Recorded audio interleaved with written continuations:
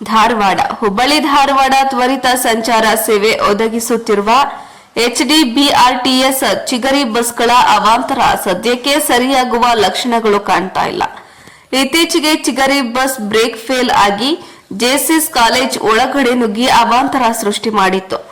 ಇಂದು ಮತ್ತೆ ಚಿಗರಿ bus tyre bust ಆಗಿ ಬೆಂಕಿ ಹೊತ್ತಿಕೊಂಡಿದೆ. ಸ್ಥಳೀಯರ ಸಮಯ ಪ್ರಜ್ಞೆಯಿಂದ ಭಾರಿ ದುರಂತವೊಂದು ತಪ್ಪಿದೆ.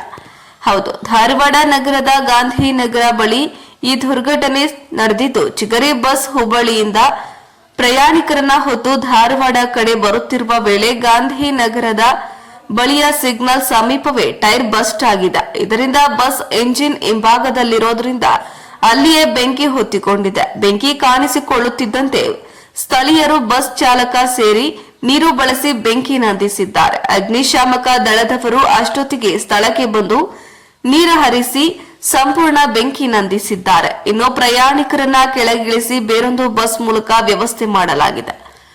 ಇತ್ತೀಚೆಗಷ್ಟೇ ಈ ಘಟನೆ ನಡೆದ ಅರ್ಧ ಕಿಲೋಮೀಟರ್ ದೂರದ ವಿದ್ಯಾಗಿರಿ ಜೆಎಸ್ಎಸ್ ಕಾಲೇಜಿನ ಒಳಗಡೆ ಇನ್ನೊಂದು ಚಿಗರಿ ಬಸ್ ಬ್ರೇಕ್ ಫೇಲ್ ಆಗಿ ಕಾಂಪೌಂಡ್ ಒಳಗೆ ನುಗ್ಗಿತ್ತು. ಹೀಗೆ ಪದೇ ಪದೇ ಚಿಗರಿ ಬಸ್ಗಳು ಅವಾಂತರಕ್ಕೆ ಒಳಗಾಗುತ್ತಿರುವುದು HDBRTS ಮಂಡಳಿ ಬಸ್ಗಳ ನಿರ್ವಹಣೆಯಲ್ಲಿ ಎಷ್ಟು ಕಾಳಜಿ ಹೊಂದಿದೆ ಎನ್ನುವುದನ್ನು ತೋರಿಸುತ್ತಿದ್ದು, ಜನರು ಕೂಡ ಇದಕ್ಕೆ ಆಕ್ರೋಶಗೊಂಡಿದ್ದಾರೆ. ಸದ್ಯ ಈಗ ಸ್ಥಳೀಯರ ಹಾಗೂ ಚಾಲಕನ ಸಮಯ ಪ್ರಜ್ಞೆಯಿಂದ ಅನಾಹುತವೊಂದು ತಪ್ಪಿದೆ. ಧಾರವಾಡ ಸಂಚಾರಿ ಪೊಲೀಸ್ ಠಾಣೆಯ ವ್ಯಾಪ್ತಿಯಲ್ಲಿ ಈ ಘಟನೆ ನಡೆದಿದೆ.